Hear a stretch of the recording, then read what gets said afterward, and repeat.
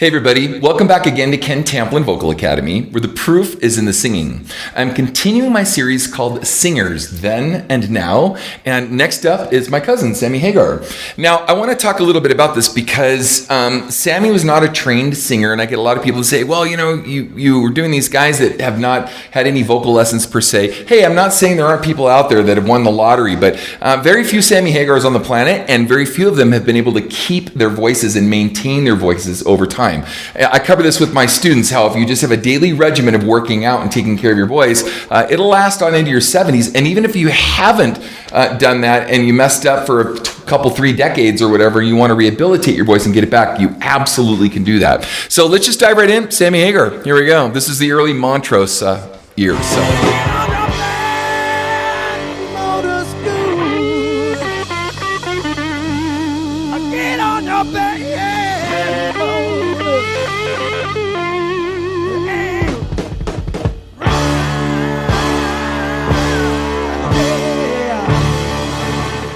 Now, I got the feeling, and I've noticed this too on some of the earlier Montrose stuff, that Sammy pushed his voice to the limits all the time back then, especially.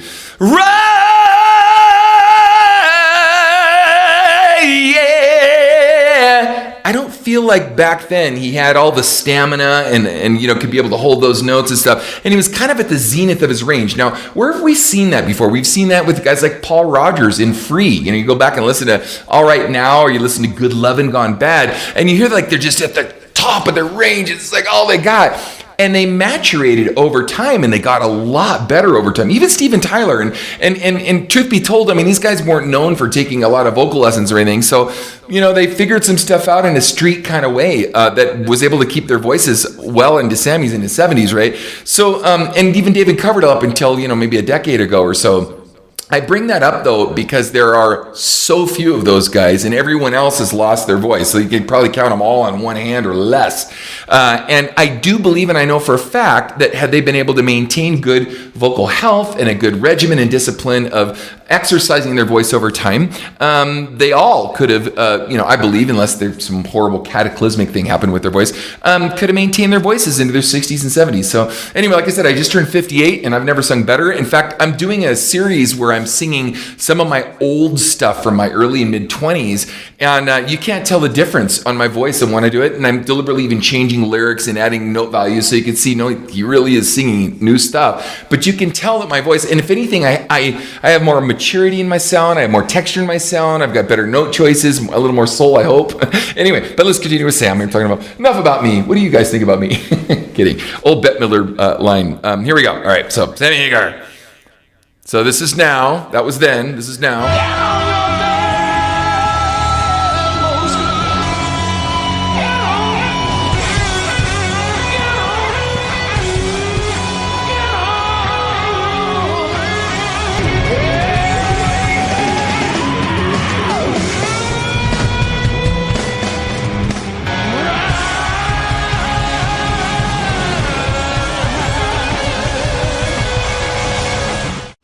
I don't know why, but whenever he does that, all that stuff kind of always reminds me of Rock Candy. But so I know it was a half step down. That's fine. I think he sang it better there, or as good there in his 70s, with Chickenfoot. No, is that the 5, the circle or whatever it's called? I don't remember if that's Chickenfoot or the circle. I think it was Chickenfoot. But anyway, good stuff. All right. So that was now. Let's go back to then. Here we go.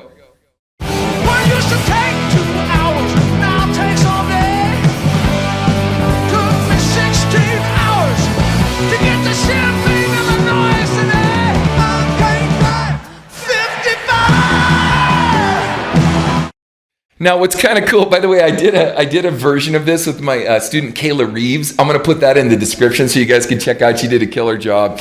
Anyway, and what's interesting, I was on that tour, and if I'm not mistaken, we were at the Forum, I think it was. A big Trans Am on stage that blew up and stuff. But Triumph warmed up for him, and really no one really knew much about Triumph. But gosh, it was like early 80s. I forget. I have to go back and think about it. Late 70s, early 80s, I think it was. And what was fascinating to me is, Triumph gave everybody a run for their money, man. Rick Emmett, just the crew. Whew, boy. they were really good. So was Hagar. I'm surprised Hagar had the cojones to let somebody like that warm up for him. But anyway, so that was that wasn't quite early Montrose, which is 70s. This is 80s. Killer job, right? So that was then. This is now. Let's check it out. Here we go.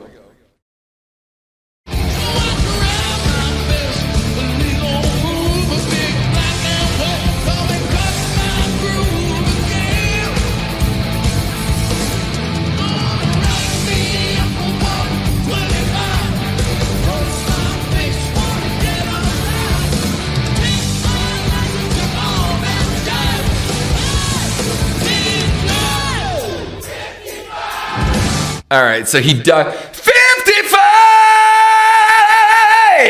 He ducked out the note, and I think that's a half step down too.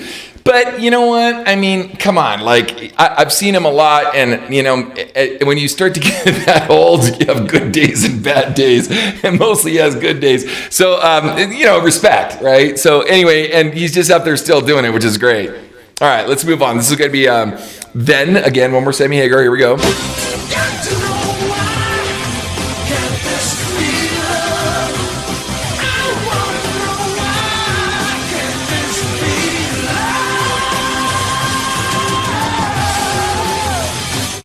Okay, in fairness, if I'm not mistaken, that was pre-recorded and it was a live version pasted over the top. So I wouldn't really go that far, even though it was the Van Halen era and he kicked major butt during that era when he sang. So, and he had something to prove, which he proved, and he did a good job. So anyway, but that's still where he was vocally. And then, okay, this is now. So let's see what he's got here.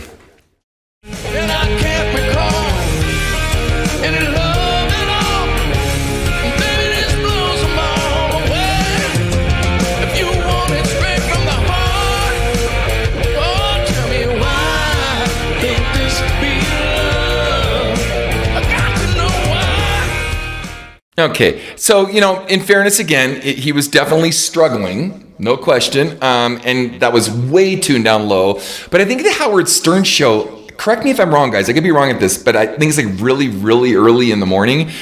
So it could be tough to do that too. I don't know how warmed up he was. And it was still respectable, right? But I've still seen him do other stuff. The guy is just a monster and has been able to maintain crazy energy for a lot of years and still throwing down really hard. In fact, if you guys get a chance, go check out a Highway Star that he did with Chickenfoot here recently. And there was a couple other things he did, but he just absolutely crushes it. And the band crushes it too. Just, amazing group. So anyway, thank you for joining me again. If you guys are interested, I have a singing course. It's called How to Sing Better Than Anyone Else. You can find it right here at Ken Tamplin Vocal Academy.